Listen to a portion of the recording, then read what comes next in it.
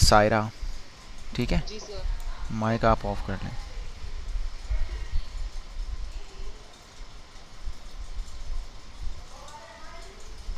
Okay okay okay friends, ठीक है। तो हम स्टार्ट ही कर लेते हैं, क्या ख्याल है? ठीक है ना। तो मैं स्टार्ट करने जा रहा हूँ आज की क्लास। मैं पिछला जो असाइनमेंट नहीं किया ना स्टूडेंट्स ने, मैं वो समझा देता हूँ कि किस तरह से करना है, और फिर आगे शायद हम कुछ चीज़ें पढ़ लें, टाइम बचा तो। ठीक है, तो हम स्टार्ट कर लेते हैं। तो मैं आपको स्क्रीन शेयर कर रहा हूँ।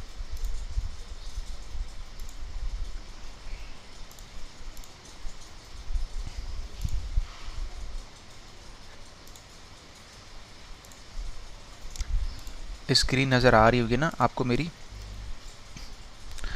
तो मैंने बताया था कि एक्सेल में आप लोगों ने असाइनमेंट बनाना है डेट एंड टाइम का, जिसमें आपने डेट एंड टाइम के फंक्शंस वगैरह यूज़ करने हैं।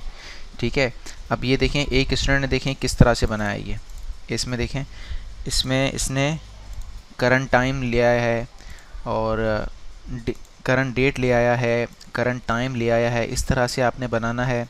इसी में इन्होंने नीचे एंड ऑफ द मंथ देखें कैलकुलेट करवा दिया है कि आज की तारीख का आखिरी जो महीने की जो आखिरी तारीख है वो इन्होंने यहाँ पे दिखा दी है। पिछले महीने की देखिए -1 लगा के पिछले महीने की इन्होंने महीने की आखिरी तारीख दिखवाई है, और यहाँ पे नेक्स्ट मंथ की है। जैसे ही आप 0 से 1 कर देंगे तो नेक्स्ट मंथ का दिखाएगा, 0 करेंगे तो करंट मंथ का, आपको मंथ की लास्ट डेट दिखाएगा, इसी तरह से। ठीक है, और यहाँ पर जो है, जो इनकी डेट ऑफ बर्थ थी, उसी डेट ऑफ बर्थ के मंथ की end of the end date इन्होंने शो करवाई है। एक तो ये रहा, ठीक है। दूसरी बात ये देखें, इन्होंने उस दिन की तारीख लिखी, उसी दिन की तारीख में से इन्होंने टेक्स का फंक्शन यूज़ करते हुए इसमें से दिन का पूरा नाम 4 डिजिट हैं, तो पूरा जो दिन का नाम है वो यहाँ पे ले आए हैं, एक्सट्रैक्ट करवा दिया है। इसी तरह से एक इन्होंने डेट लिखी है, उस डेट के अंदर से भी इन्होंने यहाँ पर पूरे मंथ का नेम लिखवाया दिखाया है। इन्होंने करंट डेट में से डे, करंट डेट में से मंथ, ये दिखाया है ना, इजी है। नेटवर्क डेज देखें, नेटवर्क डेज में इन्होंने क्या किया है, इन्होंने एक स्टार्टिंग डेट डाली है। नेटवर्क डेज क्या करता है, आप एक इसको स्टार्टिंग डेट दे दें, एक एंड डेट दे दें, ये दोनों के अंदर से बता देगा कि टोटल कितने वर्किंग डेज हैं दोनों डेट्स के दरमियान में। शर्त ये होनी चाहिए कि पहला वाला डेट छोटा होना चाहिए, दूसरा वाला डेट बड़ा होना चाहिए। ऐसा नहीं हो कि ऊपर 9वां महीना है, नीचे जो है वो 7वां महीना है, उल्टा मत करना। यहाँ पे होती है स्टार्टिंग डेट, नीचे होती है एंड डेट। ठीक है, मतलब जब आप फंक्शन लिखेंगे ना, तो पहले आप स्टार्टिंग डेट को काउंट करो, फिर आप एंड डेट को काउंट करो। ठीक है, तो यहाँ पे देखें, इस वाले फंक्शन के अंदर इन्होंने नेटवर्क डेज यूज़ किया है, स्टार्टिंग डेट लेके आए, एंड डेट लेके आए। जैसे इंटर किया, इन्होंने इसको 22 रिजल्ट दे दिया कि भाई 22 दिन होते हैं विदाउट सैटरडे एंड संडे। इसी के अलावा विदाउट सैटरडे संडे और विदाउट हॉलीडेज़। ठीक है, तो हॉलीडेज़ का देखो, इन्होंने ये date and time, sorry date डाल दी है कि एक दिन को 14 अगस्त होगी, एक दिन को 10 मुहर्रम होगा, तो उसकी ऑफ है, तो यहाँ से इन्होंने ऑफ भी हटा दी है। इसके अलावा नेटवर्क डेज इनिशियल, ठीक है, इन्होंने इसमें क्या किया है, नेटवर्क डेज डॉट INTL देखो यूज़ किया है, ये रहा। इसमें देखो क्या हुआ है, इन्होंने C18 C20 starting date and end date, और फिर हॉलीडे इन्होंने चूज़ किया ओनली फ्राइडे ऑफ। 16 नंबर जो है ओनली फ्राइडे का होता है, तो फ्राइडे को सिर्फ इन्होंने ऑफ किया, बाकी जनों ने इसने ऑफ नहीं किया। तो यहाँ पे दिखा रहा है 52 डेज़। ये इस तरह से करना था। बाकी आ जाती हैं वर्क डेज़ की बारी। वर्क डेज़ में क्या करके दिखाना है, एक डेट देनी है, और इस डेट के साथ एक नंबर देना है डेज़ का, कि इतने दिन तक काम हुआ होगा वर्किंग डेज़ में, तो काम कब ख़त्म होगा। तो यहाँ पे आपको रिज़ल्ट में एक डेट मिल जाएगी। वर्क डे का देखो फॉर्मूला लगाया इन्होंने, दोनों चीज़ें यहाँ पर बता दी हैं। यहाँ पे देखो फंक्शन के अंदर ही आपसे पूछ रहा है कि स्टार्टिंग डेट बताओ और डेज़ की तादाद बताओ। ठीक है, तो ये दोनों आपने लिख के इंटर कर दिया। एक और ने हमें ज्वाइन कर लिया, मैं इसको एडमिट कर लेता हूँ।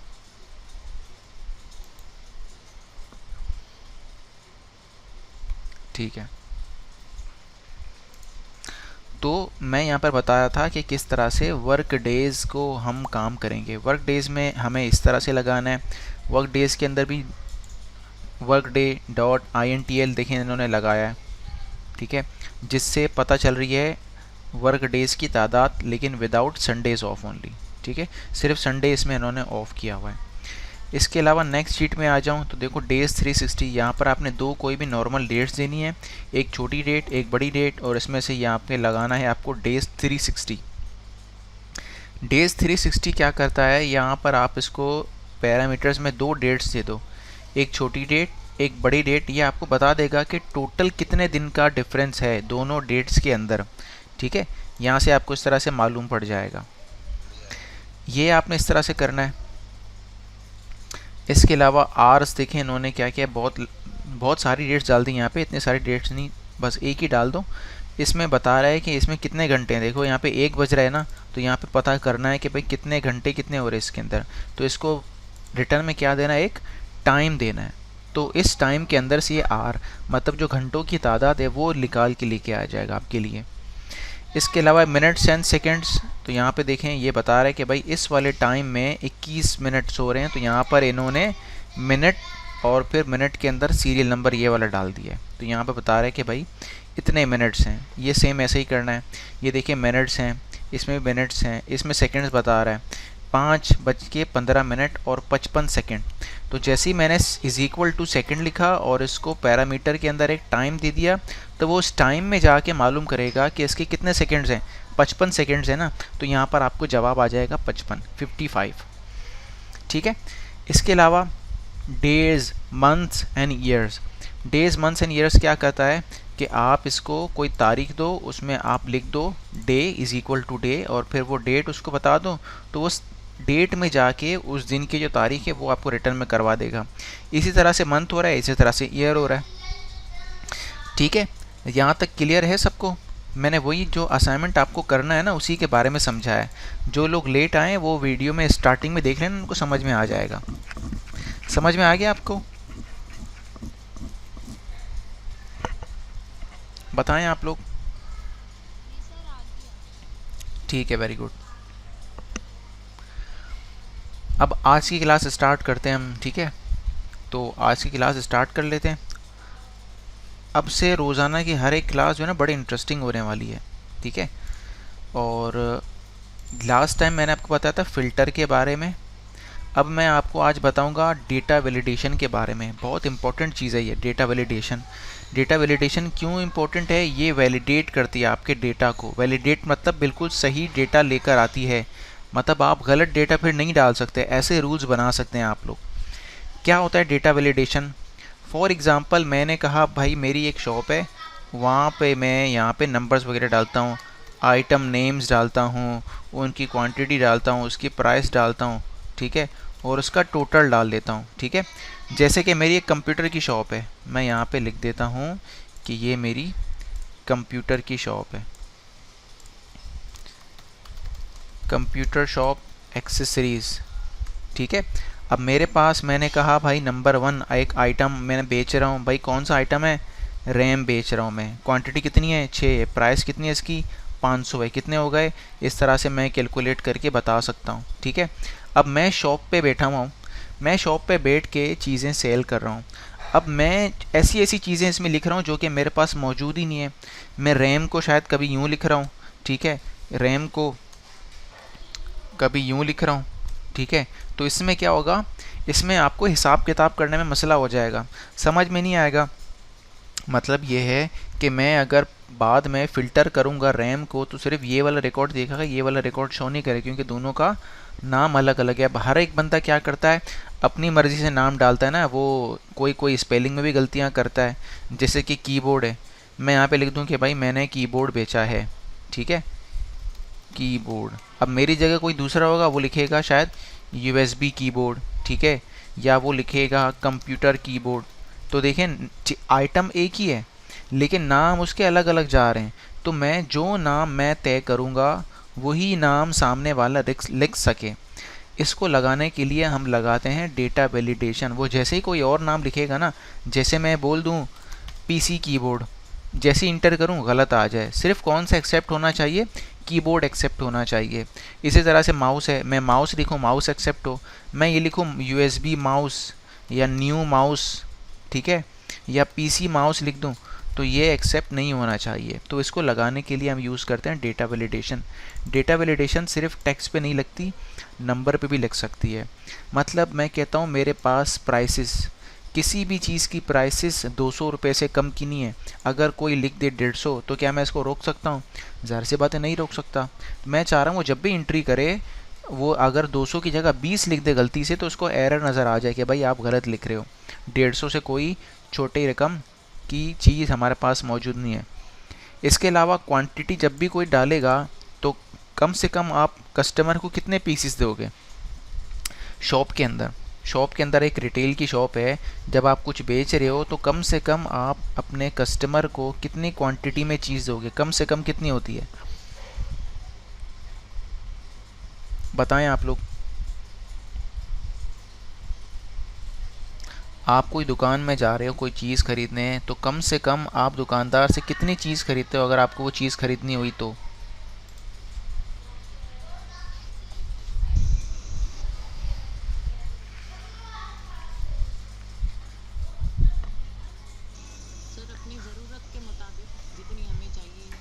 नहीं, दुकानदार आपको कम से कम कितनी दे सकता है?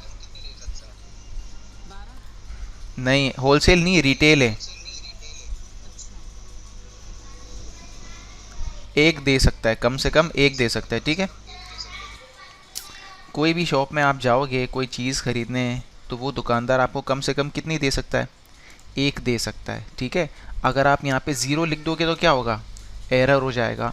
तो मैं चाहता हूँ मैं क्वांटिटी के अंदर जब भी कोई नंबर डालूँ तो वो कम से कम एक होना चाहिए, ठीक है, एक होना चाहिए।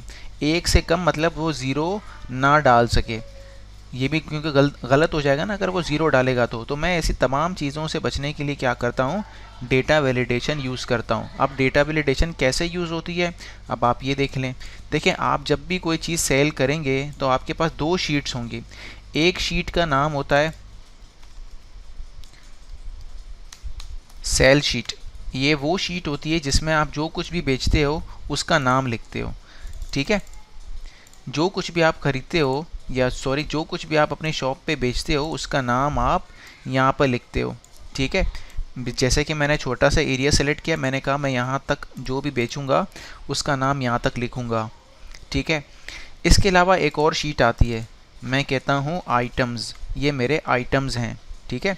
इस आइटम में मैं क्या लिख देता हूँ? सीरियल नंबर और उस आइटम का नेम। मैं सीरियल नंबर को भी छोड़ देता हूँ, डायरेक्ट कर देता हूँ आइटम नेम। अब आपने क्या करना है, जो आइटम नेम वाली जगह है वहाँ पे अपने सारे आइटम्स के नेम लिख देने। फॉर एग्जांपल मैं लिख देता हूँ रैम, कीबोर्ड, माउस, ठीक है। मैं कर देता हूँ स्पीकर्स, ठीक है। स्पीकर के अलावा और क्या क्या चीज़ें होती हैं आप लोग बताएं? यूएसबी हो गई, ठीक है। मॉनिटर हो गया, सही है। और मदरबोर्ड है, ठीक है। वाईफाई डोंगिल हो गया, ठीक है। अच्छा, आप मुझे 2 सेकंड्स दे दें बस, मैं ये लिंक ज़रा ग्रुप में शेयर कर। आप लोग यहाँ पे शीट बनाएंगे, ठीक है। एक जो एक्सेल के अंदर ना 2 शीट्स होंगे आपके पास। एक वो होगी जिस पे आप चीज़ों को सेल करोगे तो उनका नाम लिखोगे। एक शीट वो होगी जिस पे आप आइटम्स के नेम लिखोगे, ठीक है। यहाँ पे मैं इसको हाईलाइट कर देता हूँ, सही है। यहाँ तक समझ में आ गया आपको? इसके अलावा कोई भी ऐसा आइटम हो जो आप बेचते हो उसको पहली मर्तबा में इसका नाम यहाँ पे लिख दो। जैसे कि अगर माउस भी दो हैं तो आप लिख दो भाई वायरलेस माउस, ठीक है। वायरलेस माउस लिख दिया। वायरलेस माउस लिखने के बाद आप लिख दें कि भाई A4 कीबोर्ड, सही है। A4 tech keyboard. A4 tech एक कंपनी आती है जो काफ़ी अच्छी चीज़ें बनाती हैं, इनकी कीबोर्ड माउस वगैरह बहुत अच्छे होते हैं।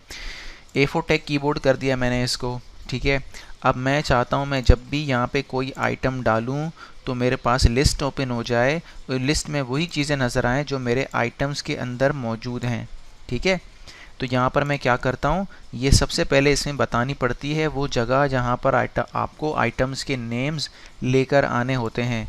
मैंने इसमें जगह सेलेक्ट किया, जगह को देखें मैंने पूरी सिलेक्शन ले ली। पूरी सिलेक्शन लेने के बाद आप चाहो तो आप पूरे कॉलम की भी वो ले सकते हो। जैसे कि यहाँ पे लिखने के बाद, क्लिक करने के बाद कंट्रोल शिफ्ट डाउन कर दो, देखिए पूरे नीचे तक आ जाएगा। ठीक है, फिलहाल मैं इतना सा एरिया ले रहा हूँ। मैंने इतना सा एरिया लिया। इतना सा एरिया लेने के बाद मैं आ गया डेटा में। मैंने कहा मैं डेटा वैलिडेशन लगाना चाहता हूँ। यहाँ पे देखो किस तरह की वैल्यू अलाउ है, एनी वैल्यू, कोई भी किस्म की वैल्यू हो, सब कुछ अलाउड है।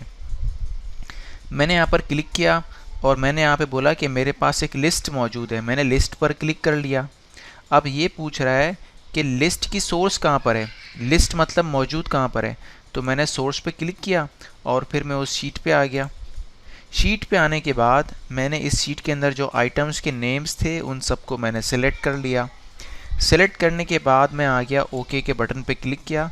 तो यहाँ पर देखें हर एक सेल में एक ड्रॉप डाउन बटन आ जाएगा। ये देखें मॉनिटर है, मदरबोर्ड है, कीबोर्ड है। देखें इस तरह से ये चीज़ें सेलेक्ट हो सकती हैं।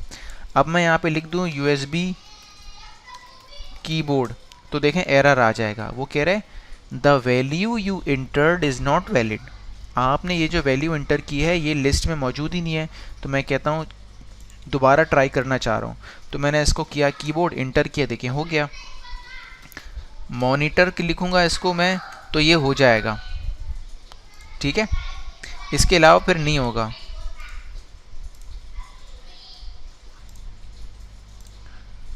ठीक है, यहाँ तक समझ में आ गया आपको कि किस तरह से करना है इसे। मैं इसको हटा रहा हूँ, दोबारा से करके दिखा रहा हूँ। अब आपको ये समझ में भी आ जाएगा कि इसको हटाना कैसे। जिस एरिया में से सेलेक्ट किया उस एरिया को सेलेक्ट करो, डेटा वैलिडेशन में आओ। यहाँ पे देखो लिखा हुआ है क्लियर ऑल, आपने इसको क्लियर ऑल किया और ओके कर दिया, ये सब जगह से मिट गया। पुरानी एंट्रीज़ हैं उनको मिटाना चाहो तो मिटा सकते हो। आपने इस एरिया को सेलेक्ट किया जहाँ पर आपने लिस्ट बनानी है, मतलब जो आइटम की एंट्री वगैरह करनी है उस एरिया को सेलेक्ट किया पूरे। फिर आप आ गए डेटा वैलिडेशन में। डेटा वैलिडेशन में आने के बाद आप यहाँ पे क्या सेलेक्ट करोगे, लिस्ट। लिस्ट सेलेक्ट करने के बाद आप आ जाओ रिसोर्सेस में। रिसोर्सेस में आने के बाद आप आ जाओ आइटम्स की शीट में और फिर आप इनको यहाँ से सेलेक्ट कर लें और फिर आप इसको ओके का बटन दबा दो। ये हो गया। ये देखिए अब ये काम कर, जैसे कोई कस्टमर आया, सीरियल नंबर डाला, आपने आइटम चूज़ किया, उसकी क्वांटिटी डाल दी 15 क्वांटिटी, प्राइस है इसकी भाई 900। टोटल कितना हुआ, इसको मल्टीप्लाई कर दिया इसके साथ, ये देखें टोटल आ गया जी। कोई कुछ पूछना चाह रहा है?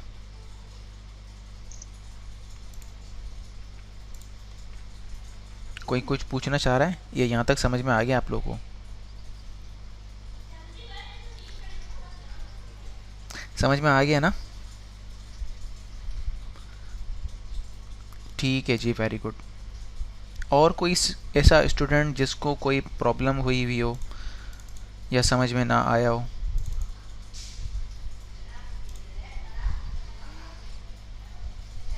बताएं। समझ में आ गया ना सबको? ठीक है, अब हम नंबर वाला देख लेते हैं। ठीक, अब हम नंबर वाला देखते हैं कि नंबर किस तरह से लेकर आने हैं। ठीक है, फॉर एग्जांपल मैंने क्या बताया, प्राइस है। अब प्राइस किसी भी आइटम की मेरे पास 200 से कम नहीं है, 200 से ज़्यादा ही है। चाहे 200 आ जाए या 200 से 201 आ जाए या 2 लाख आ जाए, लेकिन 20 ना आए, 100 ना आए, 50 ना आए, 190 ना आए। इसको कैसे रोकेंगे? इसको रोकने का एक तरीका है, आपने उस एरिया को सेलेक्ट किया जहाँ पर आपको वो नंबर वगैरह लगाने हैं। अब इसकी आपको लिस्ट नहीं बनानी है नंबर की कोई, ठीक है, लिस्ट की नंबर की लिस्ट नहीं बनेगी। आपने इस एरिया को सेलेक्ट किया, आप आ जाएं डेटा वैलिडेशन में, एनी वैल्यू से हटा कर आप ये कर लो इसको होल नंबर, यानी कि पूरा का पूरा जो भी आप डालोगे पूरा नंबर होना चाहिए। यहाँ पे लिखा है बिटवीन, बिटवीन नहीं, मैं इसको क्या कहता हूँ, ग्रेटर देन और इक्वल टू, 200 हो या 200 से बराबर हो या 200 से बड़ा हो। तो मैंने यहाँ पे कर दिया 200, तो 200 खुद भी हो सकता है, 200 से बड़ा भी हो सकता है। मैंने यहाँ पे लिख के ओके कर दिया, तो अब देखें मैंने यहाँ पे कर दिया 200, ये आ गया, 250 कर दिया आ गया, 2500 कर दूंगा तो भी आ जाएगा, यहाँ पर मैं इसको 1900 कर दूंगा तब भी आ जाएगा। लेकिन जैसे ही मैंने इसको 100 करूँगा एरर दिखाएगा मुझे कि भाई यहाँ पे इतनी सी रकम नहीं आ सकती। ठीक है, मुझे कैसे पता चलेगा कि भैया कि ये एरर किस चीज़ का है? मुझे ऐसे तो पता नहीं चल सकता। तो यहाँ पे एरर मैसेज भी हम खुद से बना सकते हैं। ठीक है, कैसे बनाते हैं अभी हम देख लेते हैं। इसके अलावा और क्या डेटा वैलिडेट हो सकता है, नंबर भी डेटा वैलिडेट हो सकता है। देखिए हम यहाँ पे एक और करेंगे ना, data validation whole number between, मैंने ऐसा कर दिया ग्रेटर देन ज़ीरो, मतलब ज़ीरो खुद ना हो लेकिन ज़ीरो से बड़ा वाला हो। ओके कर दिया। अब देखो क्वांटिटी 1 डालूंगा आ जाएगी, 2 डालूंगा आ जाएगी, 200 करूंगा आ जाएगी, लेकिन ज़ीरो नहीं आएगी। ठीक है, क्योंकि ज़ीरो